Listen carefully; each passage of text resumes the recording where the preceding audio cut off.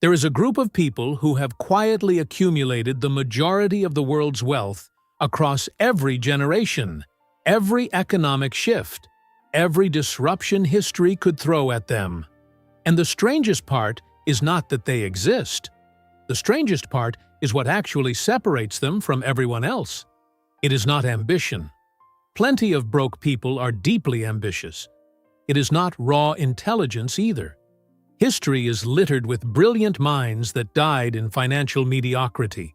What this group understands, at a deep and operational level, is something Napoleon Hill uncovered after 20 years of studying over 500 of the most successful people in American history. He called it the mastermind, and it has almost nothing to do with what most people assume when they hear that phrase. If you have ever felt like you were doing everything right and still not moving, working, saving, learning, and the gap between your current life and the life you can picture just will not close, that feeling is not random. It is a signal. And what you are about to hear is what explains it. Andrew Carnegie was not born with advantages that would have predicted his outcome. By the time he became the wealthiest man in the world, he had built something far more valuable than a steel empire.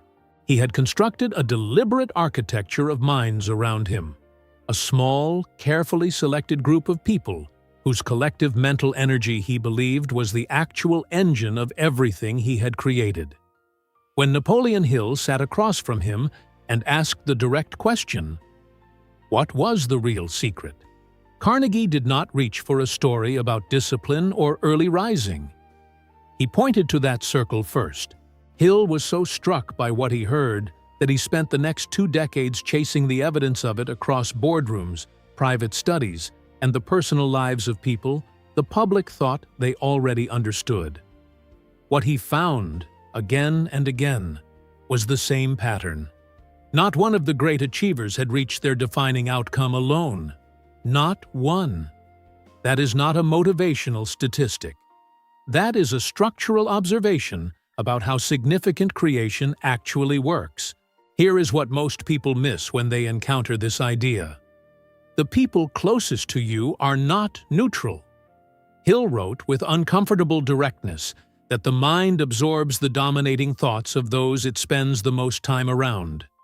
Not through some invisible mystical transfer. Through simple, relentless daily repetition. Through the ambient conversation that quietly shapes what feels normal and what feels possible. If the people you eat with, rest near, and confide in, if their dominant conversation is organized around scarcity, around how hard things are, how rigged the game is, how money is always leaving faster than it arrives, your subconscious is receiving that broadcast every single day, and it is not filing it under opinion. It is filing it under fact. Hill called this psychic contagion. The word sounds dramatic, but strip the drama away, and what remains is a precise description of how subconscious programming actually operates. You cannot think your way to a new financial reality while your environment is continuously arguing against it beneath your conscious awareness. Carnegie did not fight that environment. He changed it. He selected his circle the way a scientist selects compounds, with a specific reaction in mind. And by his own account, and by Hill's extensive documentation, that single decision was the foundational move beneath everything else he built. The circle audit is not a dramatic exercise. It is not about cutting people off or drawing up lists of who deserves your presence. It is quieter than that. It is simply looking honestly at the people who have the most access to your mental and emotional energy, and asking what signal their dominant thoughts are sending into your subconscious day after day. Because that signal, compounded over months and years, becomes your baseline expectation about what is possible for someone like you. And that expectation becomes the invisible ceiling that no amount of strategy or effort can push through from below. Napoleon Hill made a claim in Think and Grow Rich that many readers quietly decide to treat as metaphor. He said that when two or more minds come together in genuine harmony around a definite shared purpose, a third mind is produced, one that belongs to neither person individually, one that cannot be accessed by either of them alone. The rational mind resists this. But consider what it actually requires you to believe, stripped of any unusual language. It asks you to accept that two minds in deep, aligned, emotionally committed collaboration produce a quality of creative insight that exceeds what those same minds produce separately, and that the excess cannot be explained by simply adding their individual abilities together. Most people who have experienced genuine deep collaboration, where ideas arrived that neither person had been circling before, would say yes. They have felt exactly that. Hill located the source of those arriving insights in what he called infinite intelligence.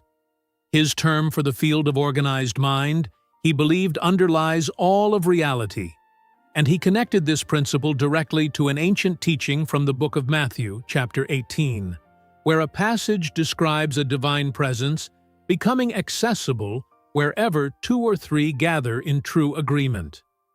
Hill read that not as spiritual sentiment. He read it as a description of a law, the law of agreement.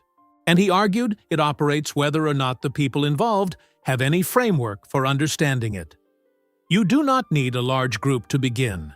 Hill was explicit. Two minds, genuinely aligned, meeting consistently, emotionally committed to a shared purpose. That is the minimum structure. And it is enough to activate everything he was describing. Releasing the relationships that pull your frequency downward is not cruelty. It is clarity. And intentionally replacing that space with even one connection built on mutual growth and shared direction, that single relationship, if it carries genuine harmonic alignment, is worth more to your trajectory than 100 comfortable associations that ask nothing of your highest potential. There is a rhythm that poverty establishes in a person's life, and the insidious thing is that it never feels like poverty from the inside. It feels like realism. The person living inside it has usually built a lifetime of evidence that large outcomes require resources they do not have, that the people who make it are either lucky or connected in ways that simply do not apply to their situation. And so the subconscious mind, which accepts the dominant signal it receives, regardless of whether that signal is actually true, reorganizes itself around scarcity as the governing assumption. Then it filters all incoming experience through that lens, noticing what confirms the belief, quietly discarding everything that challenges it. This is the hypnotic rhythm Hill wrote about, and he used the word hypnotic deliberately. People inside this pattern are not weak or unintelligent. They are operating inside a trance that was installed by their environment long before they had the vocabulary to examine it. The definite major purpose is the specific instrument he designed to break that rhythm. But most people who encounter the concept underestimate what it actually demands. A vague desire to be financially free is not a definite major purpose. A general sense that things should improve is not one either. Hill was precise. The purpose must be specific. It must have a deadline. It must be written down and read aloud at least twice daily in a state of genuine concentrated belief. And it must carry enough emotional charge that the subconscious treats it as real rather than hypothetical. He called emotion the fuel without which autosuggestion produces no lasting result. Inside a mastermind alliance, this purpose becomes a shared frequency. When two people speak the same goal aloud together with real conviction, the subconscious of each person receives not only their own voice, but the external confirmation of another human being's belief alongside them. That external witness bypasses a layer of internal resistance that a solo practitioner has to fight through alone every single time. This is not a spiritual ritual. It is a synchronization of two subconscious systems around a single agreed-upon signal. Hill described his council of invisible counselors in a section of Think and Grow Rich that many readers treat as a personal quirk. But the technique is one of the most sophisticated subconscious access methods he ever documented. Every night, before sleep, he would mentally convene a group of 9 historical figures whose qualities he most wanted to absorb. He held imagined conversations with them. He posed his current problems to them and listened for what arose from within his own mind in response. He was transparent about the mechanism. He was not claiming to contact the dead. He was using the vivid emotional impressions those figures had left in his memory as a framework for reaching levels of his subconscious that his ordinary analytical mind could not access through direct effort alone. Carnegie was doing the same thing in physical space that Hill was doing in imaginative space. He selected people not for their agreement or loyalty, but for the specific qualities he needed the group to contain. Qualities he personally lacked. Gaps he was deliberately filling through the minds he chose to work beside. Henry Ford struggled significantly with formal literacy well into his adult years. He built one of the most consequential industrial organizations in history on a single understanding. He knew with unusual precision what he did not know, and he constructed his environment around people who knew it. He trusted the collaborative intelligence of that arrangement to produce what his individual mind never could have reached alone. Earl Nightingale, who spent decades translating Hill's doctrines into the accessible format that introduced them to millions, returned to this point consistently.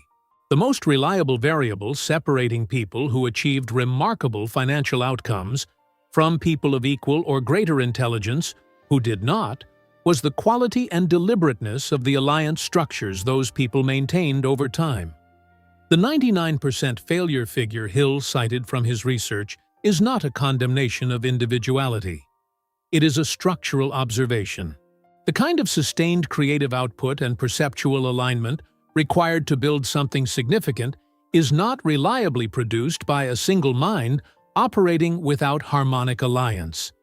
Regardless of how talented that mind is, the solo thinker is working with one instrument in a situation that calls for resonance.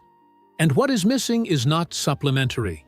It is, in Hill's framework, the very intelligence that converts desire into its physical equivalent. Hill also wrote about the transmutation of desire into creative and financial energy. His argument was precise.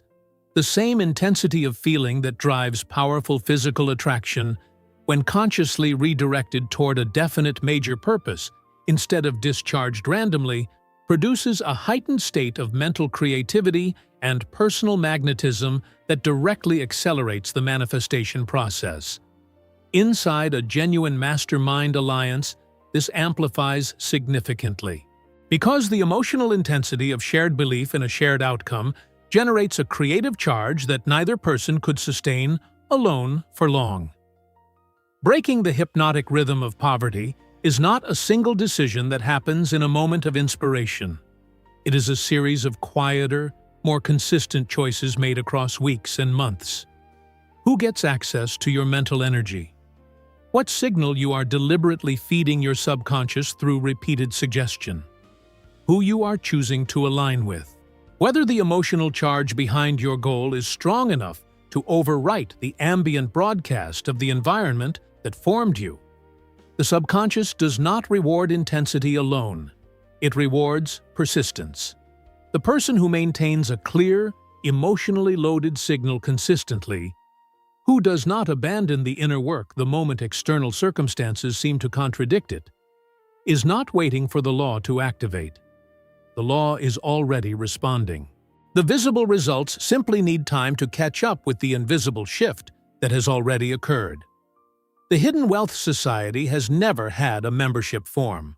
What Carnegie built, what Ford sustained, what Edison relied upon, and what Hill documented across 2 decades of research is available to any 2 human beings willing to be as deliberate about their inner alliance as they are about their outward strategy. The law does not ask about your starting point, It does not ask about your credit history or the zip code you grew up in. It asks only whether your dominant signal is clear enough, emotionally charged enough, and consistent enough to be treated by your subconscious as the governing reality. And whether you are amplifying that signal alone or in the company of someone who genuinely believes in the same direction. Poverty transmits. So does prosperity. The difference, at the level where it actually originates, is the quality of the mental company you keep and how deliberately you have chosen it. If something in this teaching landed, if you felt at any point that it was describing something you had been circling without having the framework to name it, then you are already thinking in the direction this channel is designed to support. Every video here goes deeper into these principles, not as inspiration to consume and forget, but as working tools you can bring into your actual financial life starting today. Subscribe and become part of a growing community of people applying this wisdom with intention. And leave a comment below. Tell us who is already in your mastermind, or who you are looking to find. The alliance sometimes begins exactly where you least expect it. Napoleon Hill left the world a sentence that carries more practical weight the longer you sit with it. Whatever the mind can conceive and believe, it can achieve. Not for the exceptional, not under perfect conditions. For any mind willing to align itself with a purpose it genuinely believes in, and a partner who believes alongside it. The wealth was never hidden from you. It was waiting for the mental company that could receive it.